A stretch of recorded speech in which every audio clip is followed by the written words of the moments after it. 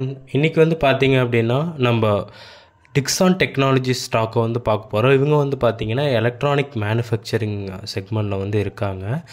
சில பேருக்கு வந்து இது தெரிஞ்சிருக்க வாய்ப்பு இருக்கு. ஸோ இந்த ஸ்டாக்க பத்தி பார்க்க போறோம். HSBC செக்யூரிட்டீஸ் வந்து பார்த்தீங்கன்னா, இவங்களுக்கு பை ரேட்டிங் வந்து குடுத்துருக்காங்க. டார்கெட் வந்து 20,000 பிரைஸ் வந்து குடுத்துருக்காங்க. கரண்ட்டா இது 52 வீக் ஹைலேருந்து 34% வந்து கீழே ட்ரேட் ஆகிட்டு கரண்ட்டாக ₹12,556 வந்து ட்ரேட் ஆகுது. ஸோ ஸ்வாட் அனலைசிஸ் படி வந்து பாசிட்டிவாக இருக்குது. ஃபினான்ஷியல் வைஸாகவும் இந்த ஸ்டாக் வந்து பார்த்திங்கன்னா பாசிட்டிவாகவே இருக்குது. ஸோ இது வந்து பார்த்திங்க அப்படின்னா 75,000 கோடி மார்க்கெட் கேபிட்டலைசேஷன் உள்ள ஸ்டாக்கு. இதோட PE வந்து கொஞ்சம் அதிகமாக தான் இருக்குது. மற்றபடி வந்து பார்த்திங்கன்னா ஃபினான்ஷியல் வைஸ் நல்ல ஸ்கோர் இருக்குது. ஸோ லாஸ்ட் வந்து 1 இயராக இந்த கம்பேரிசன் வந்து பார்க்கலாம். இப்போ வந்து பார்த்திங்கன்னா நிஃப்டி கூடயும் சென்செக்ஸ் இது எல்லாத்தையும் கூட கம்பேர் பண்ணும்போது 1 மந்தில் வந்து 11% இறங்கியிருக்கு, 3 மந்த்ஸில் 30%, 6 மந்தில் வந்து -7%. 1 இயருக்கு மேலே யாரெல்லாம் வச்சுருக்காங்களோ அவங்களாம் வந்து பார்த்திங்கன்னா நல்ல ப்ராஃபிட்டில் வந்து இருந்திருப்பாங்க.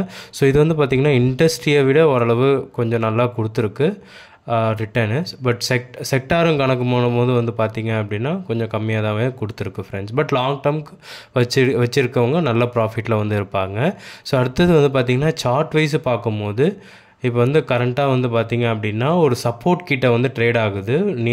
நியர்பை சப்போர்ட் வந்து பார்த்திங்கன்னா 12,000. அது பிரேக் ஆச்சுன்னா கீழே போக வாய்ப்பு இருக்குது. ஸோ உங்களுக்கு எப்போ தோணுதோ அப்போ நீங்கள் வந்து இந்த ஸ்டாக் அனலைஸ் பண்ணிவிட்டு என்ன பண்ணணும் பண்ணுங்கள் ஃப்ரெண்ட்ஸ். இதோட டார்கெட் வந்து 20,000 கிட்ட வந்து கொடுத்துருக்காங்க. ஸோ RSI கரண்ட் லெவல் வந்து 38 கிட்ட இருக்குது. ஸோ மேபி அது ஒரு 20 அப்படி 30 போனால் நல்ல பாயிண்ட்டாக இருக்கும்.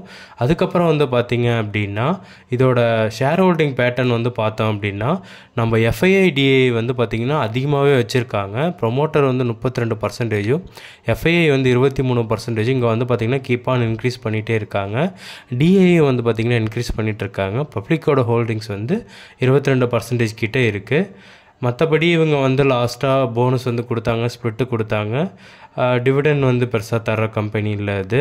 ஸோ இதுதான் ஓவரால் ஃப்ரெண்ட்ஸ். நீங்கள் இதை பார்த்துக்கிட்டு எப்போ பை பண்ணணும்னு உங்களுக்கு தோணுதோ அப்போ வந்து பை பண்ணுங்கள், இல்லைனா அனலைஸ் பண்ணுறதுனால பண்ணுங்கள். இது வந்து நீங்கள் பை பண்ணணும் அவசியம் கிடையாது.